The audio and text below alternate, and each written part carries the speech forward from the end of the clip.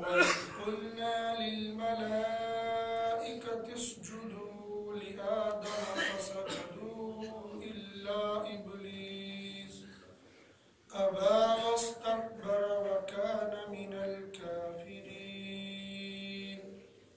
ترجمہ: وَإِذْ، اور جب، قُلْنَا، کہا ہم نے، لِلْمَلَائِكَةِ،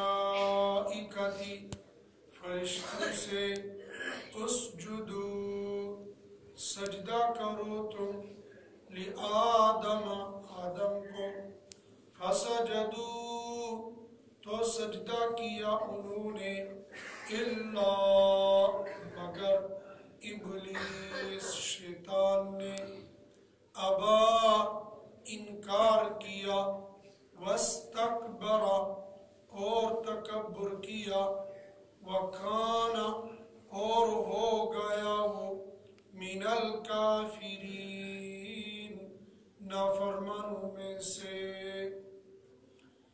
یہ سورہ بقرہ کی آیت نمبر 34 سے، جس کی تلاوت اور ترجمہ ہم نے سنا۔ اس سے پہلے آیات کے اندر پیارے اللہ نے اس انسان کی تخلیق کے بارے میں فرشتوں سے جو گفتگو ہوئی تھی اور فرشتوں نے اس پر جو جواب دیا تھا اس کا تذکرہ ہوا۔ تخلیق پر میرے رب نے جب فرشتوں کو یہ اطلاع دے دی کہ اس زمین پر، اس دھرتی پر میرا ایک خلیفہ نائب جا رہا ہے، تو فرشتوں نے یہ استفسار کیا کہ اس کو بنانے کا مقصد کیا ہے۔ حسنات الابرار، سیئات المقربین، جو نیک لوگ ہوتے ہیں ان کی معمولی سی چوک بھی بڑی چوک مانی جاتی ہے، بڑی غلطی مانی جاتی ہے۔ ایک گنہگار آدمی ایسے جو 8 کی کھاٹ کی 360 کی نماز پڑھتا ہے، جمعے کی، جنازے کی، عیدین کی، ایک وہ بندہ ہے، لیکن ایک وہ بندہ ہے جو تکبیر اولیٰ کے ساتھ نماز پڑھتا ہے۔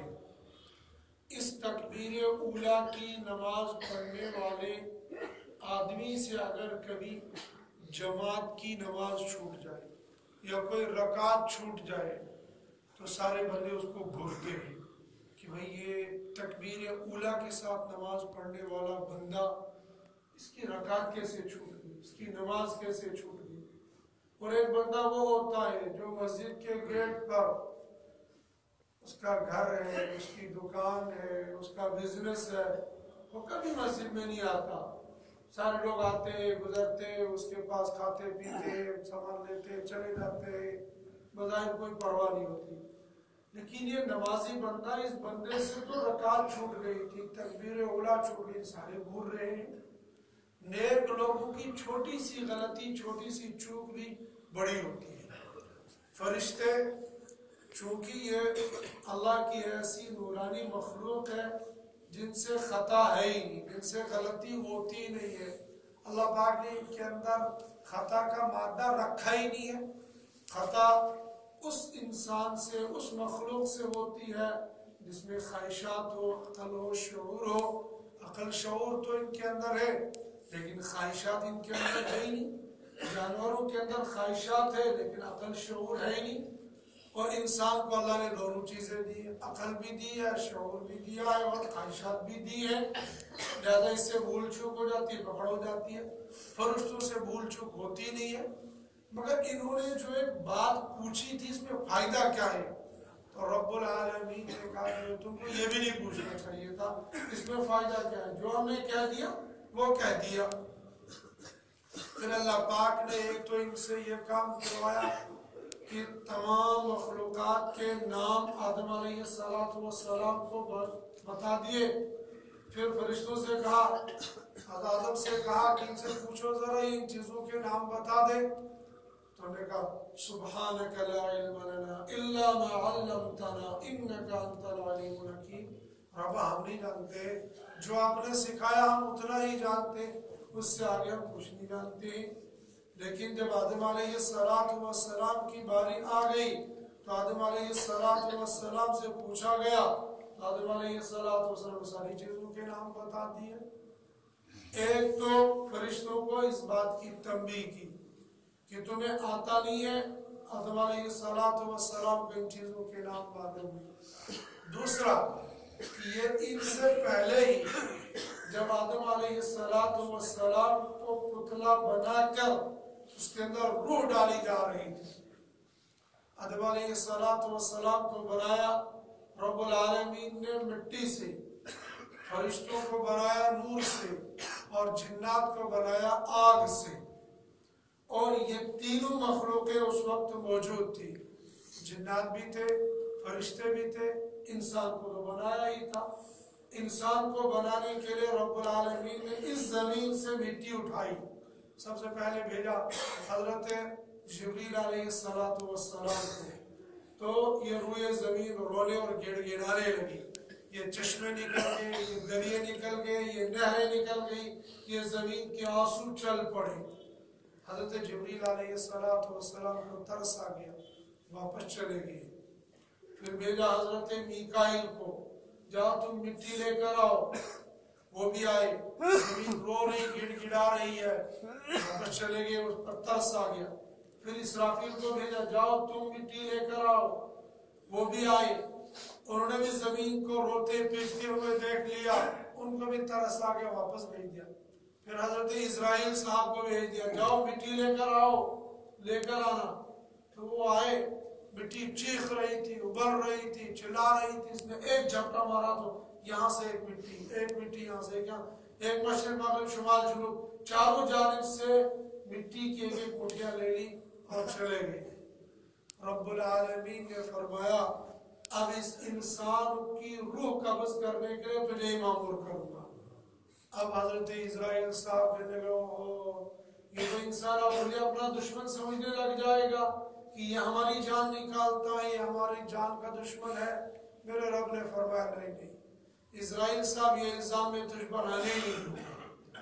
یہ اسرائیل کبھی جائے گا بخار پر، یہ الزام کبھی جائے گا ہارٹ اٹیک پر، یہ الزام کبھی جائے گا روڈ ایکسیڈنٹ پر، یہ الزام کبھی چلا جائے گا بجلی کرنٹ پر، یہ الزام کبھی چلا جائے گا پیٹ درد پر، یہ کسی اور کی طرف چلا جائے گا، تیری طرف کبھی کوئی تصور ہی نہیں کرے گا۔ اور آج تک کوئی بھی نہیں یہ کہتا ہے کہ یہ مرا کیسے، یہ پیٹ درد ہو گیا، ہارٹ اٹیک ہو گیا، برین ہیمریج ہو گیا، فلاں ہو گیا، کسی نے یہ نہیں کہا کہ اس کو حضرت اسرائیل صاحب نے مارا۔ حالانکہ سچ مچ میں اگر پوچھا جائے گا مارنے والے تو حضرت اسرائیل صاحب ہی ہیں، وہی تو روح نکالتے ہیں، ورنہ بندہ چھٹی چھت سے گر گیا اور نیچے اللہ پاک نے اس کے لیے ریڑی کا انتظام کر رکھا تھا، ریڑی والا جا رہا تھا، اس پر گدے تھے، وہاں سے گرا اور ریڑی کے اوپر وہاں سے نیچے کودا اور بھاگ گیا وہاں سے۔ اللہ نے موت نہیں رکھی تھی، چھٹی منزل سے گرا اور ریڑی پر گرا، لیکن اللہ نے موت رکھی تھی گھر میں۔ لوگ دوست گئے اس کو مبارکباد دینے کے لیے، بھائی اللہ نے تجھے دوسری زندگی دے دی، وہ لڈو شڈو لے کر گئے اس کے پاس۔ اب دوست آگے لہذا ان کو ٹھنڈا لاتا ہوں اندر سے، وہ ٹھنڈا لینے کے لیے اندر گیا، ماربل کا فرش تھا، اہلیہ محترمہ نے بھی صفائی کی تھی، وہ تھوڑا سا گیلا تھا، پیر پھسل گیا، سر یہ دیوار کے ساتھ لگ گیا، وہی ڈھیر ہو گیا۔ موت اللہ نے روڈ پر نہیں رکھی تھی، اسرائیل صاحب وہاں آئے ہی نہیں تھے، لہذا روڈ پر بچ گیا، لیکن اندر جب نہ مرنے پر دوست مبارکباد دینے کے لیے چلے گئے تو وہاں پر موت لکھی تھی، موت وہاں پر آ گئی۔ چھٹی منزل کی طرف منسوب نہیں، وہاں گرنے کی طرف منسوب کہ وہاں گر گیا۔ حضرت اسرائیل صاحب کی طرف کوئی منسوب نہیں کرتا ہے اس نے میرے باپ کو مار دیا، اس نے میرے جوان بیٹے کو مار دیا، اس نے میری جوان بیوی کو مار دیا، کسی نے نہیں۔ اور زمین سے یہ کہا زمین روتی کیوں تھی؟ تو زمین نے جواب دیا اس سے آدم بنے گا، آدم کی نسل چلے گی، اس میں سے کچھ لوگ نافرمان ہوں گے جو دوزخ میں جائیں گے۔ میرے اللہ نے فرمایا جس اولاد کی ماں اتنی نافرمان ہو کہ 3 بار اللہ کا حکم جائے اور وہ روتی پیٹتی رہ کر اپنے ڈرامے کرتے رہے، اگر اس کی اولاد میں سے کچھ لوگ دوزخ میں چلے بھی جائیں تو کوئی بڑی بات نہیں ہے کہ نافرمانی تو نے کر لی، اللہ کے حکم کے لیے روئی دھوئی ہو، تو نے اللہ کے حکم کے سامنے سر تسلیم خم نہیں کیا کہ جیسے میرے اللہ کا حکم ہے میں اس کے لیے تیار ہوں۔ آدم علیہ السلام کا رب العالمین نے پتلا بنایا، اس پر 12,000 سال رحمت کی نگاہ ڈالتے رہے، پھر 12,000 سال کے بعد اور بھی روایات ہیں، لیکن بہرحال وہ پتلا بن جانے کے بعد جب میرے اللہ نے اس پتلے پر روح ڈالنی تھی تو روح ڈالتے وقت فرشتوں کو حکم دیا کہ اب میں اس کے اندر روح ڈالنے والا ہوں، جو اس کے اندر روح ڈالی جائے گی تم لوگوں کو سجدہ کرنا ہے۔ چنانچہ رب العالمین نے حکم دیا اسجدوا لآدم، سجدہ کرو تم آدم کو۔ ادھر روح ڈالی گئی، ادھر سارے کے سارے فرشتے سجدے میں گر گئے، الا ابلیس، مگر شیطان مردود سجدے میں گیا نہیں، وہ کھڑا رہا، وہ اکڑ کے بیٹھا رہا۔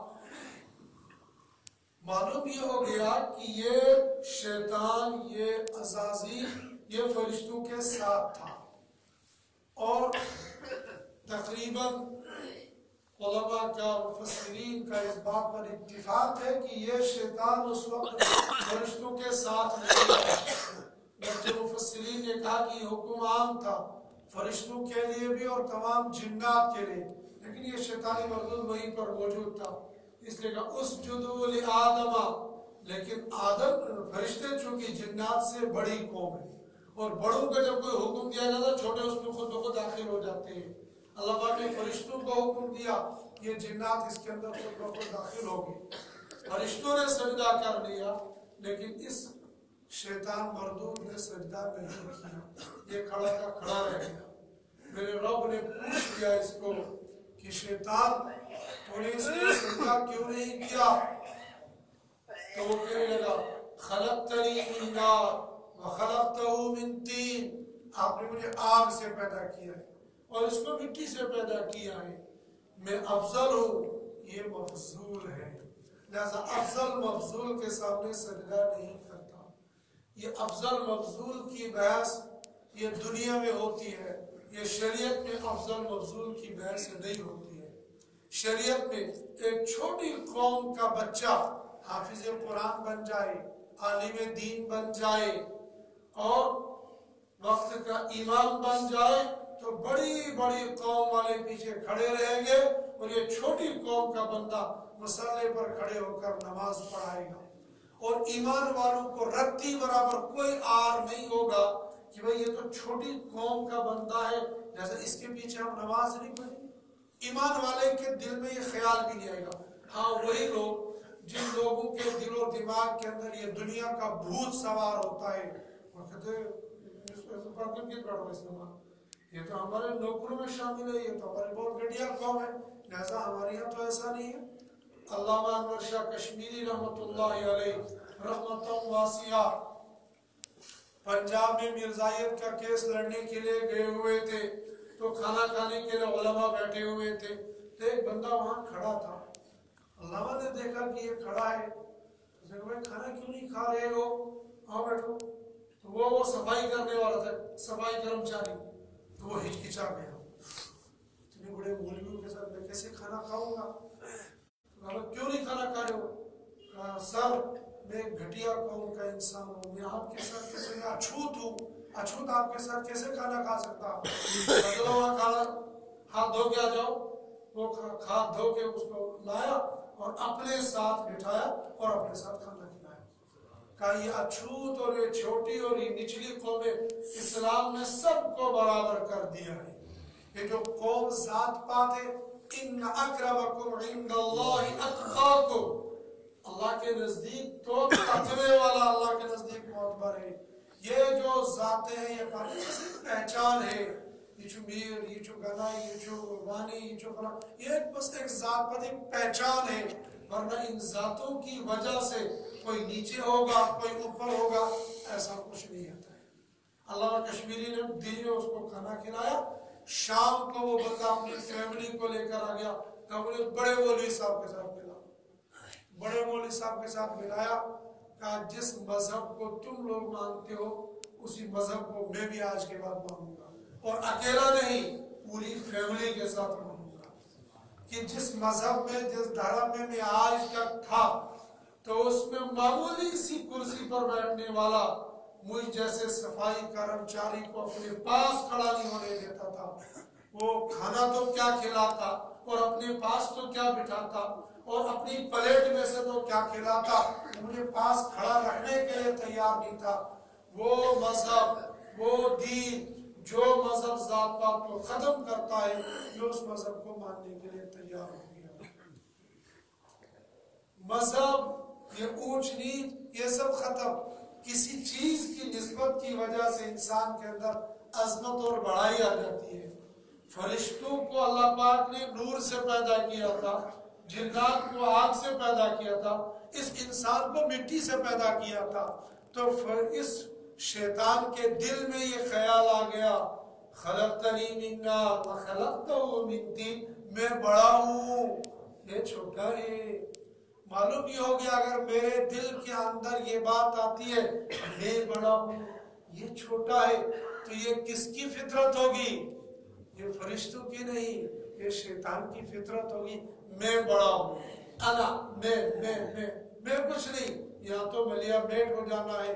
فرشتوں نے سجدہ کر لیا اور مقام بلند ہو گیا، اور شیطان نے انکار کر دیا، قیامت تک کے لیے ذلیل ہو گیا، قیامت تک کے لیے رسوا ہو گیا۔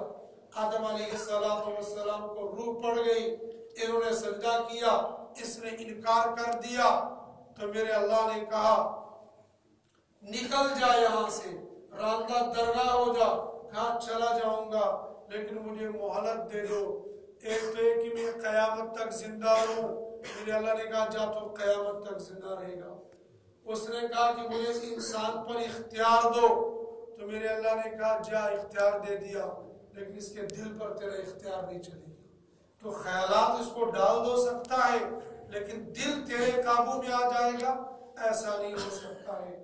اور ایک کتاب کے اندر عجائب القصص ایک کتاب ہے، اس کے اندر میں نے پڑھا تھا، اور ایک کتاب بہت بچپن میں پڑھی تھی، شیطان کی سوانح عمری، اب ملتی بھی نہیں ہے، اسی زمانے میں پتہ نہیں کہاں سے آ گئی تھی، وہ پڑھ لی تھی۔ اس شیطان کی سوانح عمری کے اندر اور عجائب القصص کے اندر یہ بات لکھی تھی کہ جب آدم علیہ السلام کا مٹی کا پتلا اللہ پاک نے بنا کے ایک جگہ پر رکھا تھا، تو فرشتے وہاں سے گزرے، یہ عزازیل بھی وہاں سے گزرا، شیطان بھی وہاں سے گزرا، تو کسی نے کہا اس کی وجہ سے کچھ لوگ ذلیل ہو جائیں گے، کچھ لوگ عزت پائیں گے۔ تو اس شیطان کے دل کے اندر شیطانی فطور تو پہلے سے ہی تھا، یہ دیکھنے لگا یہ چکر کیا ہے، یہ اس کے اندر گھسنا چاہیے، یہ اس کے اندر پورا گھسا، پورا معائنہ اس نے کیا، اندر ایک ڈبہ تھا جس ڈبے کے اندر یہ جا نہ سکا، اور وہ ڈبہ تھا دل۔ اس لیے میرے اللہ نے کہا اس ڈبے پر اس دل پر تیرا قابو نہیں چل سکتا ہے، تو ہمیشہ اس کو بہکانے کی پوری کوشش کرے گا، لیکن ایمان والے کا دل کہتا ہے، گناہ بھی کر لیتا نا پھر دل کہتا ہے یہ تو نے غلط کر لیا۔ ایمان والا نماز چھوڑتا ہے لیکن اس کو احساس ہوتا ہے، ایمان والا کسی کو گالی دیتا ہے تھوڑی دیر بعد اس کو احساس ہوتا ہے، کچھ بھی غلط کام اس کو کچھ احساس ہوتا ہے، لیکن جب دل سیاہ ہو گیا ہوتا ہے پھر اس کو احساس نہیں ہوتا، اس پر شیطان کا پورا قابو ہوتا ہے۔ ایمان والے کو احساس ہوتا ہے، وہ اندر دل اس کے اندر جو اللہ نے ایمانی حص رکھی ہے اس حص کی وجہ سے پھر بندہ ایمانیت پر واپس آتا ہے، اور اس حص کا باقی رہنا باقی رکھنا یہ ضروری ہے، اور اگر یہ حص ہی ختم ہو جائے پھر انسان کے بس میں کچھ بھی نہیں رہتا ہے، وہ تو غیروں کے قبضے میں غیروں کے ہاتھوں میں چلا جاتا ہے، نہ اس کی دنیا اور نہ اس کی آخرت۔ حص کا باقی رہنا ضروری ہے، یہ تب مٹتی ہے جب اس دل پر بھی شیطان کا کنٹرول ہو جاتا ہے، یعنی یہ برائی کرتے کرتے کرتے کرتے یہ دل باہر سے بالکل سیاہ ہو جاتا ہے، پھر کے اندر خیر جاتی ہی نہیں۔ یہاں پر ایک بات ہے کہ اللہ پاک نے کہا اسجدوا لآدم، آدم کو سجدہ کرو، اور ادھر میرے اللہ نے فرمایا کسی چیز کو تم سجدہ نہیں کر سکتے ہو، پھر آدم کو سجدہ کیوں کروایا؟ یہاں پر مفسرین نے بہت ساری باتیں لکھی ہے، ان میں سے ایک بات یہ لکھی ہے کہ پہلی شریعتوں کے اندر، پہلے ادیان کے اندر اللہ کے علاوہ دوسری کسی چیز کو تعظیمی سجدہ کرنا جائز تھا، اس تعظیم کے لیے سجدہ جائز تھا۔ جیسے آدم علیہ السلام کو فرشتوں سے سجدہ کروایا، اور جیسے یوسف علیہ السلام کے بھائیوں نے یوسف علیہ السلام کو سجدہ کیا، وَخَرُّوا لَهُ سُجَّدًا، وہ سارے کے سارے ایون کہ ان کے ماں باپ جو ساتھ میں تھے وہ سارے کے سارے یوسف علیہ السلام کے لیے جھک گئے، سجدہ کر لیا۔ سجدہ یہ بمعنی جھکنا ہوتا ہے، عبادت کی غرض سے اپنی پیشانی کو زمین پر رکھ دینا، اس کو کہتے ہیں سجدہ اصطلاحی، اور شرعی سجدہ، لغوی سجدہ کہتے ہیں جھک جانا، یہ گردن جھکا لی یہ بھی سجدہ ہو گیا، اور یوں ہی تھوڑا سا جھک گیا کمر بھی جھکا لی یہ بھی اس کو بھی سجدہ کہا جائے گا۔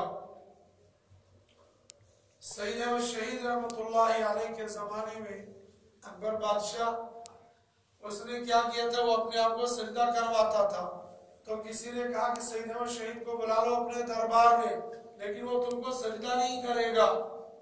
اس نے کہا کہ بھائی اب مولوی جب کسی بندے کو، بڑے آدمی کو کوئی بات کہتا ہے وہ وہی انا ہوتی ہے، اس انا کی وجہ سے وہ اپنی انسلٹ سمجھتا ہے، لیکن جو نیک لوگ ہوتے ہیں، نیک فطرت ہوتی ہے، نیک فطرت والے یہ کہتے نہیں، اس مولوی نے جو بات کہہ دی ہے بات صحیح ہے، میں غلطی پر ہوگا مجھے کوئی انسلٹ نہیں ہوتی ہے۔ بادشاہ وقت تھا، سارے لوگ اس کو سجدہ کرتے تھے، اس نے کہا کہ ملا جی کو بلا لو، یہ ورنہ ملا جی تمہاری حکومت کا زوال کا سبب بن جائے گا، اس کو اپنے دربار میں حاضر کرو، دھیان رکھو وہ تم کو سجدہ بھی نہیں کرے گا۔ اس نالائق نے یہ کام کیا، عام دروازہ بند کر دیا، ایک دوسری کھڑکی اس نے چھوٹی سی بنوائی تھی، لوگ جھک کر وہاں سے اندر داخل ہوتے تھے، تو وہ جھکنا ہی اپنے لیے سجدہ سمجھتا تھا۔ لیکن اللہ والے ہوتے ہیں، علماء ہوتے ہیں، وہ فراست، اتقوا فراست المومن، مومن کی فراست سے بچو، یہ تو مومن تو اندر سے دیکھتا ہے، لوگ باہر سے دیکھتے، مومن اندر سے دیکھتا ہے۔ انہوں نے کہا اچھا اس نے کام کیا ہے، تو سید احمد شہید رحمۃ اللہ علیہ نے کیا کام کیا، کھڑکی کو باہر سے پکڑا اور پہلے پیر اندر ڈال دیے، اس کے بعد پھر اپنا دھڑ پہ اندر ڈال دیا، تو بجائے عزت کے بادشاہ کی اور زیادہ ذلت ہوگی کہ پہلے سر ڈالنا تھا، اس نے بجائے سر کے پہلے مجھے پیر دکھا دیے، پہلے حالانکہ دکھائے نہیں تھے، یہ تو اپنے آپ کو سجدے، شبہ سجدے سے بھی، حالانکہ سجدہ نہیں تھا یہ، لیکن شبہ سجدے سے بھی بچانا تھا، لہذا یہ کام کر لیا۔ اس امت کے اندر شبہ والا سجدہ بھی ختم ہو گیا، تعظیم والا سجدہ بھی ختم ہو گیا، اور حقیقی سجدہ بھی ختم ہو گیا، اور تعظیمی سجدے کی جگہ پر السلام علیکم ورحمۃ اللہ وبرکاتہ کو رکھ دیا۔ تعظیم کسی کو کرنی ہے تو سلام سے بہتر تعظیم کچھ نہیں ہو سکتی ہے، اور یہ سلامتی ایک ایسی چیز ہے، جب کسی لڑائی ہوتی ہے نا تو نا کسی نے بھی سلامتی نہ کر، اس کا مطلب یہ ہے کہ اس کے دل کے اندر ابھی کدورت ہے، اور جب کسی کو بنانا ہوتا ہے کہ جب وہاں سے گزرے سلام کر لیا کرو، سچی بوڑ بوئے، جب بھائیوں کو آپس میں لڑتی ہے نا تیسرا تھا سمجھانے کے لیے سچی بوڑ بوئے، بڑی بوائز سلام کریں، جب یہ چھوٹا بڑے کو سلام کرتا ہے تو کہتے ہیں لڑائی تو ہماری، اس نے سلام تو کر لی، اس کا مطلب ہے کہ کچھ نرمی اس کے اندر آ گئی ہے۔ گویا یہ سلام، گویا نہیں یہ حقیقت ہے کہ سلام جب بندہ بندے کو کرتا ہے تو مخاطب جس کو سلام کی اس کو یہ کہا تم میری طرف سے معمور ہو، السلام علیکم ورحمۃ اللہ وبرکاتہ، تمہارے پر سلامتی ہو، میری طرف سے تم کو کوئی تکلیف نہیں پہنچے گی۔ اس امت کے لیے تعظیم کی جگہ پر سلام دے دی، تھوڑا سا جھکنا، پورا جھکنا، سجدہ تعظیمی ہو، سجدہ عبادت ہو، سب ختم ہو گئی، اور امت مسلمہ کے اندر اس وقت جتنے بھی آپسی مسلکی تھوڑے بہت اختلافات ہیں، کسی بھی مسلک کے بڑے نے سجدہ کرنے کی اجازت نہیں دی، چاہے وہ کتنے بڑے ولی کی قبر ہو، کتنے بڑے ولی کی زیارت ہو، کسی بھی مسلک کے بڑے نے بالکل سجدہ کرنے کی اجازت نہیں دی ہے۔ بعض مکتب فکر کی طرف یہ منسوخ کیا جاتا ہے کہ ان کے یہاں سجدہ کرنے کی اجازت ہے، ان کے بڑوں نے اپنی کتابوں کے اندر لکھا ہے ہرگز اللہ کے علاوہ کسی کو سجدہ نہیں کیا جا سکتا ہے۔ یہ تو لوگوں نے اپنی روٹیاں سیکنے کے لیے، اپنا پیٹ پالنے کے لیے یہ سجدہ تعظیمی ہے، یہ ادب والا سجدہ ہے، اب تم جھک جاؤ یہ کر لو، بالکل ہرگز نہیں۔ اسلام میں نہ تو یوں ہاتھ جوڑنے کی اجازت ہے، چونکہ یہ اسلام کی رسم نہیں ہے، یہ غیر کی رسم ہے۔ بہت سارے مسلمان ایسے ہیں وہ کہیں غیر کے سامنے جب جاتے تو یوں ہاتھ جوڑتے تھے۔ ہاتھ جوڑنا یہ اللہ کے سامنے ہے، یہ غیر اللہ کے سامنے نہیں ہے۔ یہ براہ راست یہ ممنوع تو نہیں ہے، لیکن چونکہ اس زمانے کے اندر یہ غیر کا شعار بن گیا ہے، تو غیر کا شعار بننے کی وجہ سے ایسے ہاتھ جوڑ کر کھڑے ہو جانا یہ منع ہے۔ آپ آداب کیجئے، کچھ بھی ایسا لفظ کہہ دیجئے جس کی وجہ سے آپ کے ذریعے سے اس کو ادب، احترام، عزت مل جائے، لیکن نہ تو سلام کر سکتے غیر کو، السلام علیکم ورحمۃ اللہ، سلام بھی نہیں کر سکتے، ہاتھ بھی نہیں جوڑ سکتے، نمستے بھی نہیں کر سکتے۔ آداب عرض اردو کے اندر آداب عرض کہہ سکتے ہیں، یا انگریزی کہہ سکتے گڈ مارننگ، تمہاری صبح اچھی ہو، یا اردو میں اس کو کہیں گے تو پھر تو اچھا نہیں لگتا، لیکن اسی کو جب انگریزی میں کہیں گے تو مخاطب کو اچھا لگ جاتا ہے۔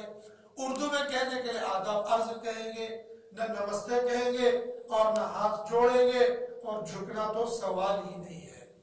یہاں پر ہمارے ایمان والے کبھی کبھی اور دوسری غلطی کرتے ہیں، وہ کیا کرتے ہیں، سلام تو کریں گے اور سلام کے ساتھ یوں جھک بھی جائیں گے۔ یہ جھکنا بھی منع ہے، یہ جھکنا بھی صحیح نہیں ہے۔ یہاں پر ہمارے جموں کشمیر میں یہ زیادہ ہے، اور ان کے یہاں یہ کم ہے۔ کم کیا بلکہ ہے ہی نہیں۔ کیا کرتے ہیں، سلام کرتے ہیں، سلام کرنے کے بعد ہاتھ کو چومتے ہیں۔ یہ صرف ہمارے یہاں کی رسم ہے اور یہاں کسی یہاں نہیں ہے۔ لیکن اس چومنے میں اگر حقیقت میں دیکھا جائے گا اس میں سجدے کا تصور بھی نہیں، اور صرف اس کے ساتھ اظہار محبت ہے۔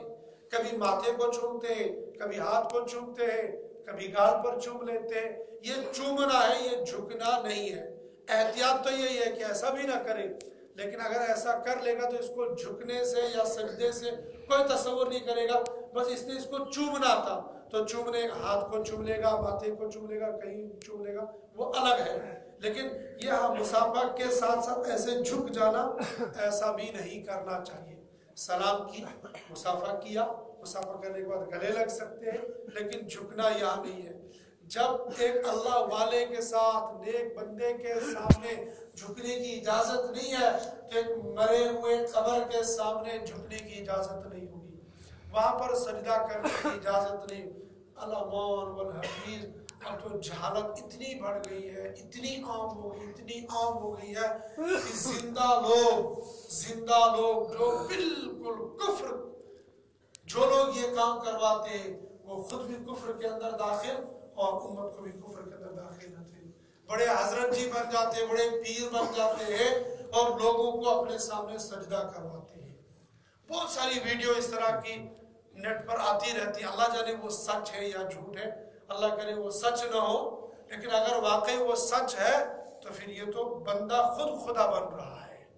یہ پیر ہو سکتا ہے، یہ ولی ہو سکتا ہے، ایسا بندہ شیطان ہے، ایسا بندہ ولی نہیں ہو سکتا ہے۔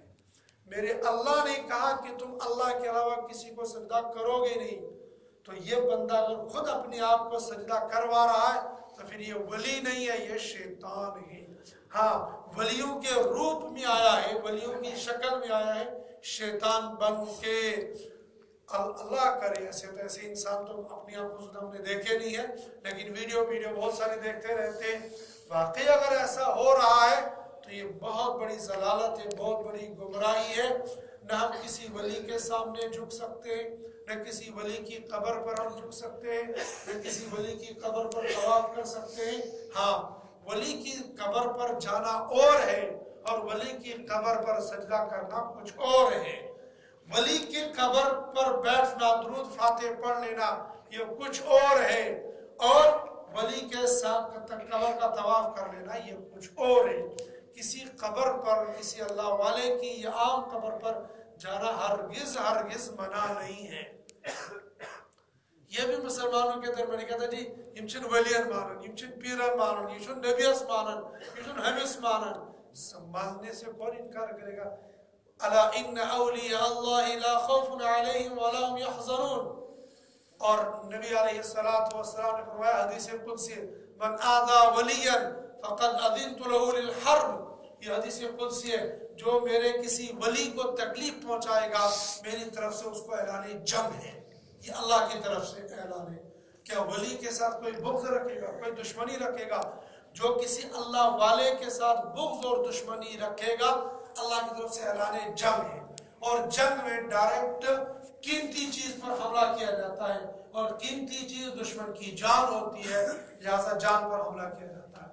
اور اللہ کے ساتھ جو اعلان جنگ کرے گا تو اللہ کے یہاں قیمتی چیز جان نہیں ہے، اللہ کے یہاں قیمتی چیز ایمان ہے، تو اللہ پاک اس انسان سے ایمان چھین لیتے ہیں۔ بہت سارے لوگوں کو دیکھا جاتا ہے کہ وہ بہت نیک تھے، نمازی تھے، تہجد گزار تھے، لیکن وہ ایسے بگڑے، نماز بھی گئی، تہجد بھی گیا، سب کچھ گیا، وہ کیا ہو گیا؟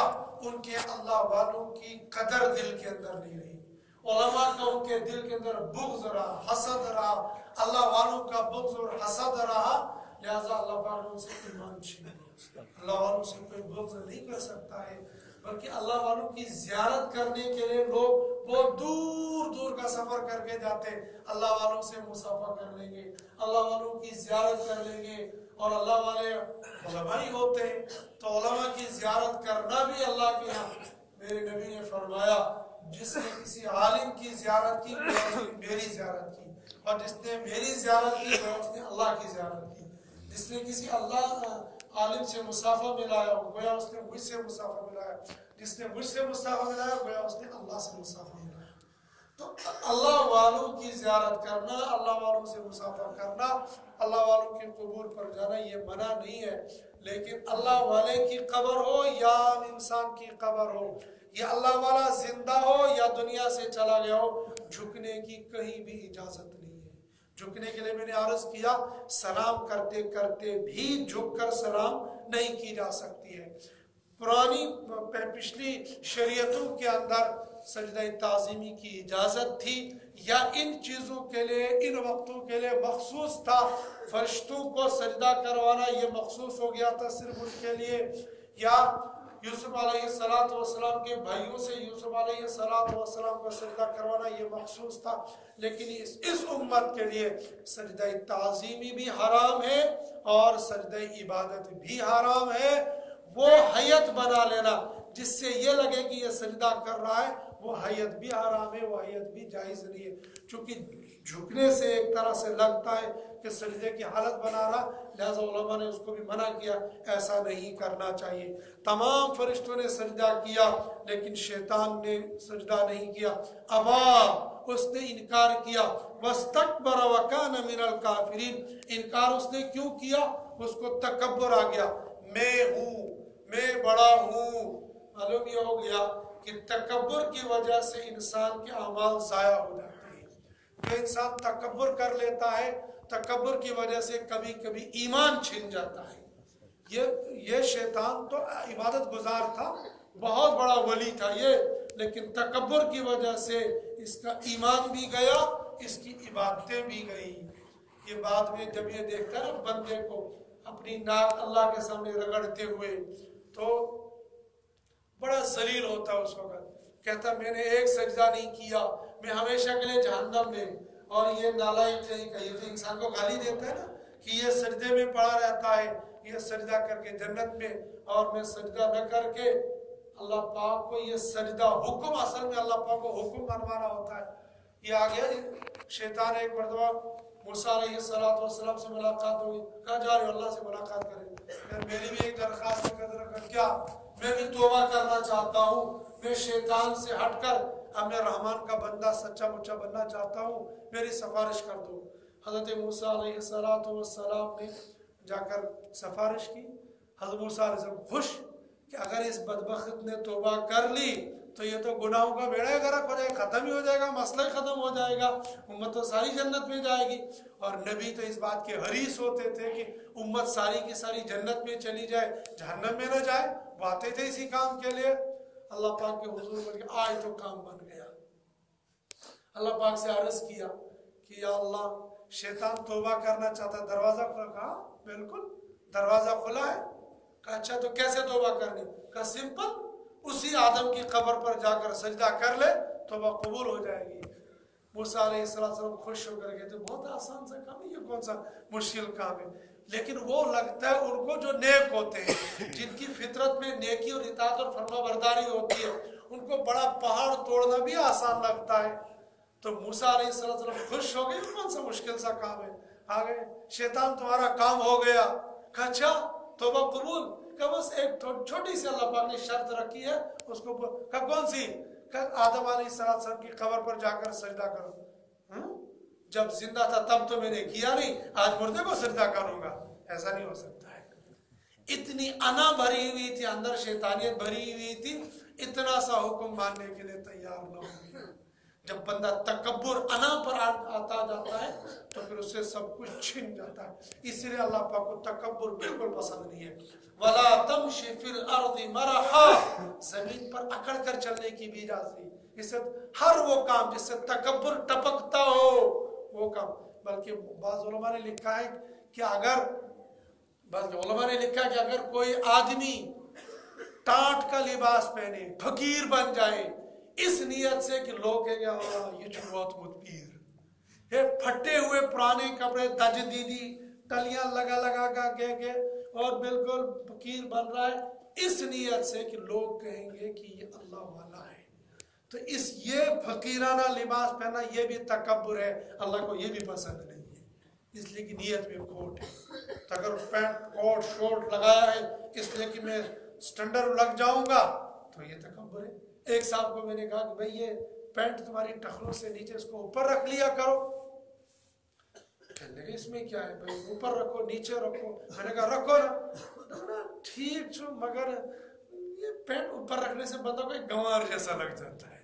میں نے کہا یہی تو تکبر ہے پھر، کہ میری انسلٹ ہو رہی ہے، یہ انسلٹ ہی سمجھنا کہ یہ تو تکبر ہے، اور اوپر رکھنے رہی شریعت کا حکم ہے۔ غرض یہ کہ تکبر سے انسان کا ایمان بھی کبھی کبھی چلا جاتا ہے۔ ابا واستکبر وکان من الکافرین، اور تکبر کی وجہ سے جب ایمان گیا، ایمان جانے کی وجہ سے وہ ہمیشہ کے لیے کافروں کی طرف چلا گیا۔